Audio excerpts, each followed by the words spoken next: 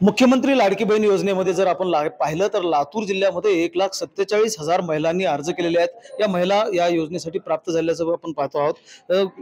महसूल कर्मचाऱ्यांच्या संपाचा थेट परिणाम जो आहे तो या योजनेवर होताना पाहायला मिळतो आहे। अनेक ठिकाणी कर्मचारी जे आहेत ते संपावर आहेत आणि त्यामुळे कामामध्ये अडचण निर्माण होताना पाहायला मिळत आहेत। या योजनेमध्ये जी कागदपत्रांची शिथिलता देण्यात आलेली आहे त्यामुळे महिलांना कुठेतरी सवलत मिळते या कागदपत्रांमध्ये आणि त्यामुळे तहसीलच्या सेतू केंद्रांमध्ये गर्दी जी आहे ती अल्प असल्याची आपल्याला चित्र पाहायला मिळतो आहे। एकूणच सेतू केंद्र असतील किंवा जे महा ई सेवा केंद्र आहेत त्यावर जाऊन महिला जे आहेत ते मुख्यमंत्री लाडकी बहीण योजनेसाठी अर्ज करतायत।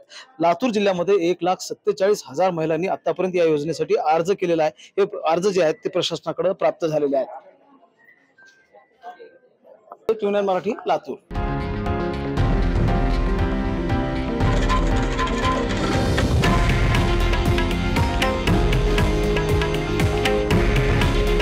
हे आहे देशातील नंबर 1 न्यूज नेटवर्क आणि आपण पाहत आहात TV9 मराठी।